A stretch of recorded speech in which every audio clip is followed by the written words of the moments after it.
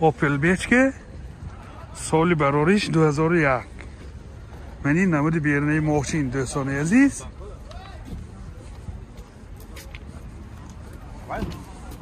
من این نمود از کفای ماشین. حاضر از داخلی سالن برای شما معلومات بدیم. داخلی سالن دو الکتروپاکت کارابکش میخانیک و اینجا ماینتفون دارد. دو تسیدینی های پیش اباگریف. پرابیگش 170,000 کیلومتر پرابیگ. پرابیگاش ارگینال. یعنی هولت سالن ماشین. یعنی هولت سالن کفای ماشین دوستان عزیز منه.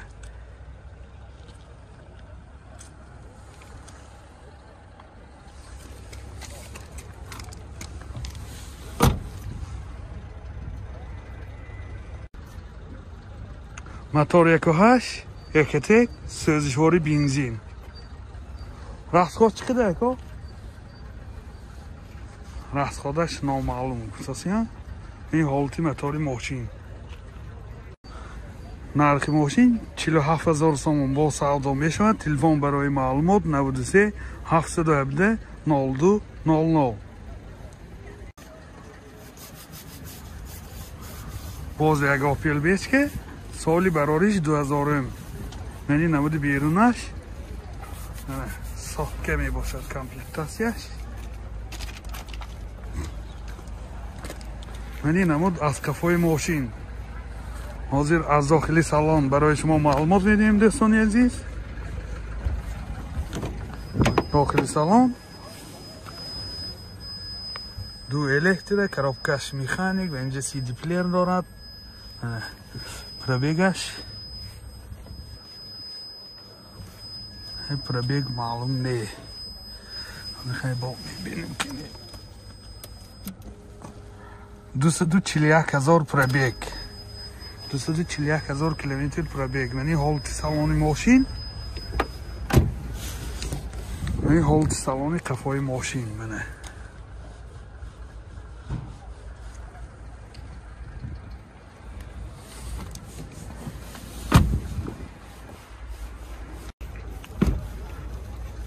موتور 1.6 1.1 سوزشواری گاز بنزین.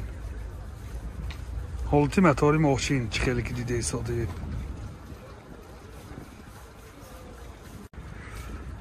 نرخ ماشین 45,000 سوم با سودا میشود. تلفن برای معلومات 92 955 57 37.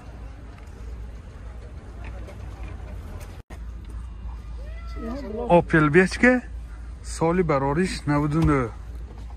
یعنی نمود بیرونی ماشین دوستان عزیز. یعنی آینه های سیاه شیشه بودند. یعنی مهلتی آینه های سیاه شیشه. یعنی سنجشی تکنیکیش.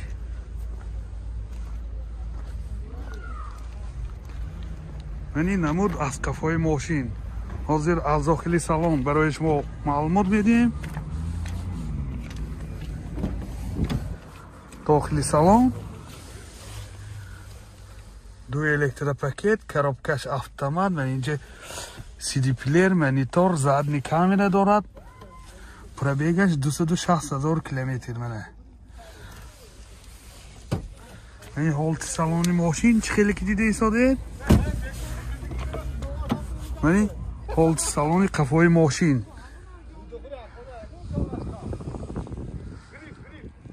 از بالی یعنی سیدینی ها روی کشهای زمانه کشیدگی.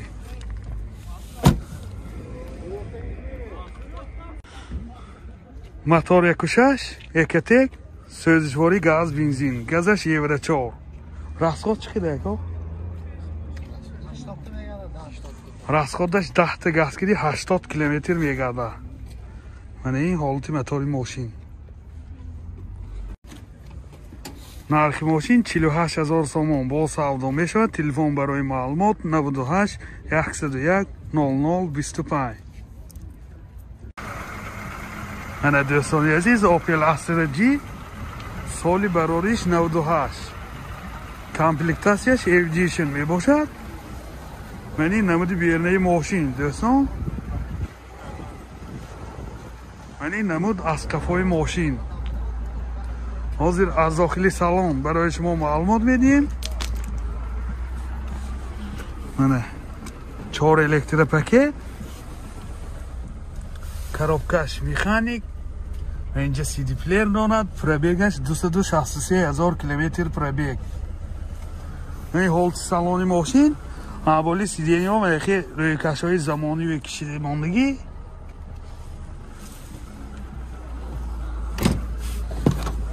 این هولت سالن کفای ماشین دوستان عزیز.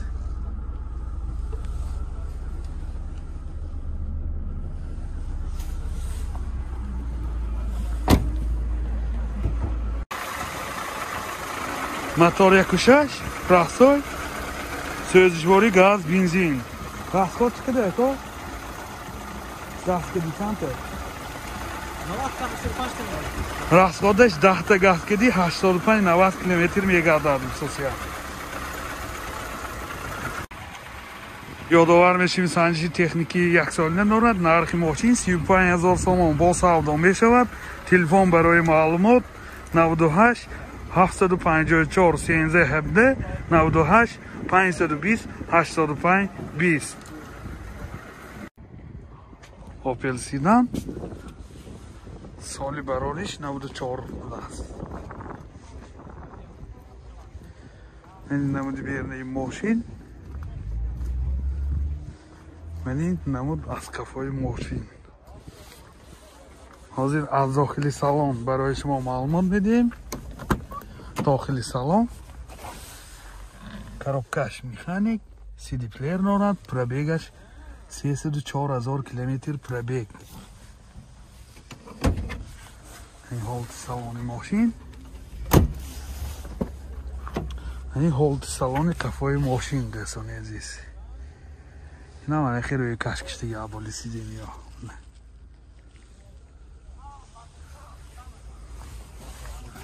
موز دنی لیوکام داره.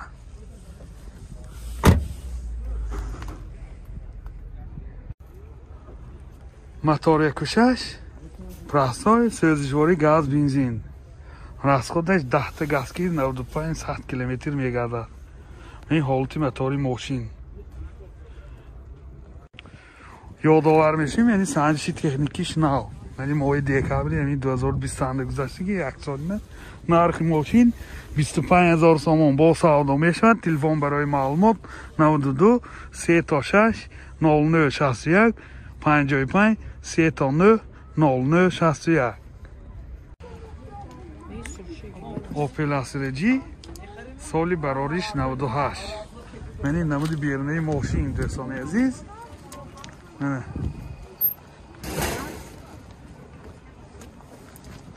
من این نمود از کفای ماشین.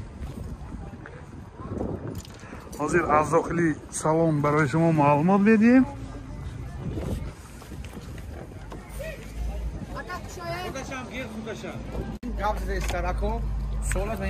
داخلی سالن 4 الکتر پاکت، коробкаш механик، سی دی پلیر را کانسنیروش کار میکند. پرابیگش 198,000 کیلومتر پرابیگ. یعنی هولت سالن ماشین چه خیلی که دیده ایستادید. یعنی هولت سالن کفای ماشین دوستان عزیز منه.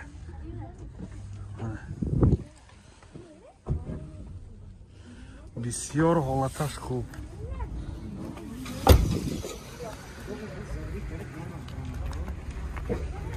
موتورش چند؟ موتور 1.6 پرستای سوزشواری بنزین ها گاز بنزین. راستخود چقدر؟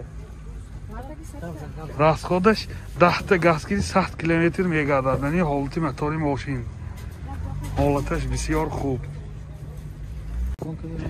نرخ ماشین 43,000 سوم با سودا میشود. تلفن برای معلومات 92 883 20 20.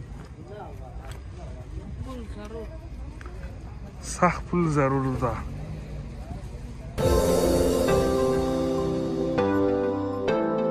دوستان عزیز، شما توی عروسی دامادی یا جشن مراسم و یا زارزه دارید و در فکر ثبت آن هستید، پس نوار برداران کسبی استودیو بهادر در خدمت شما. студия баҳодур бо техникаҳои муосири замонавӣ ва ҷашну маросимҳои шумо зиннати тоза мебахшад. аз ҳама муҳим бо сатҳи олӣ ва нархи дафтар дар хизмати шумо. телефон барои маълумот 92 899 89 89.